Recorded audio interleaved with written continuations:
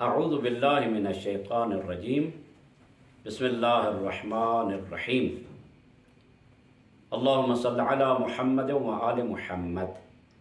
بہشت کے پرچمدار، علمدار پرچمدار بہشت کون سے لوگ ہیں؟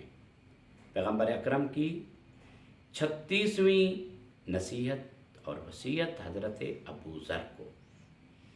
یا ابا ذر، طوبی لاصحاب العلویہ یوم القیامت یحملونها فیسبقون الناس الی الجنہ۔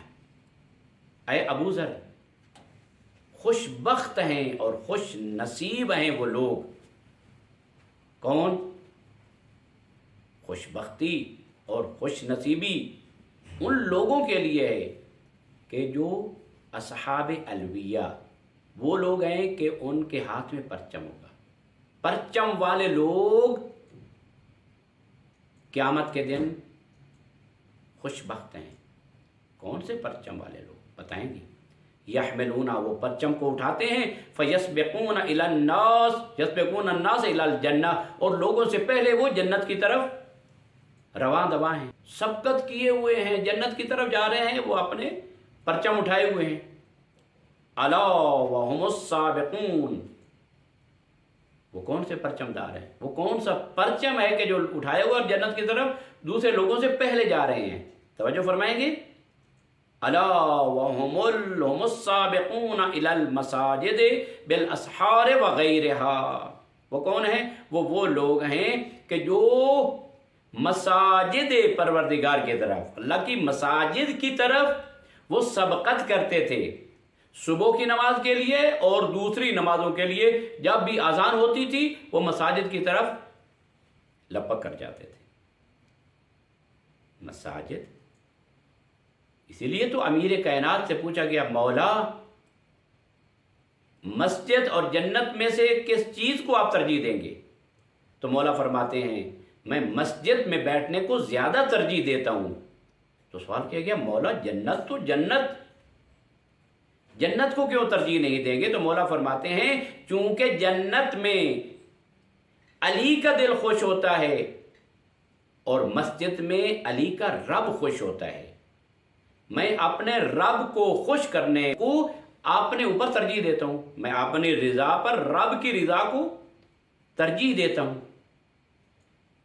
تو وہ پرچمدار کون ہیں؟ وہ لوگ ہیں کہ جو مسجد کی طرف لپک کر جاتے ہیں۔ جب اذان کا وقت ہوتا ہے تو اپنے تمام کاموں کو چھوڑ دیتے ہیں، کہتے ہیں کہ پروردگار کی آواز آ گئی، صدا آ گئی، اللہ اکبر کی صدائی، مسجد کی طرف لپک کر چلے گئے۔ المؤمن فی المسجد کالسمک فی الماء،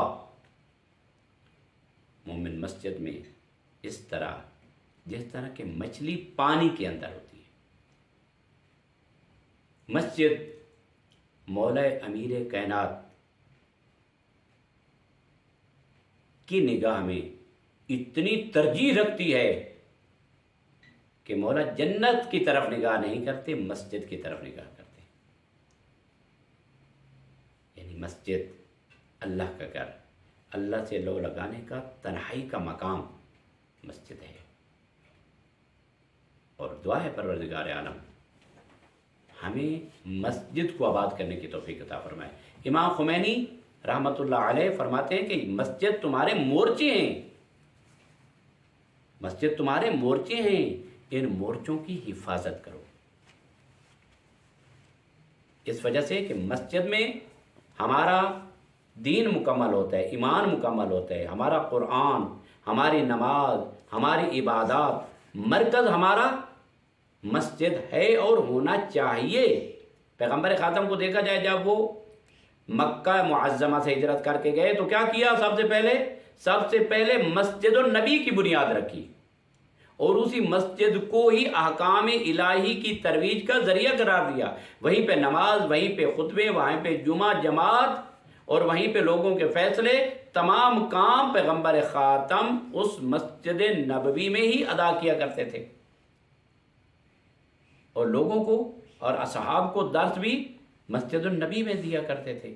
لہذا سب کچھ مسجد، درس کی جگہ مسجد، عبادت کی جگہ مسجد، فیصلوں کی جگہ مسجد، تمام نیک کاموں کا مقام مسجد النبی، اور اس کے بعد اپنے محلے کی مسجد جامع، جو بھی مساجد ہیں ان کو آباد کرو، خداوند متعال تمہارے گھروں میں روشنی ڈالے گا، تمہارے گھروں کو آباد کرے گا۔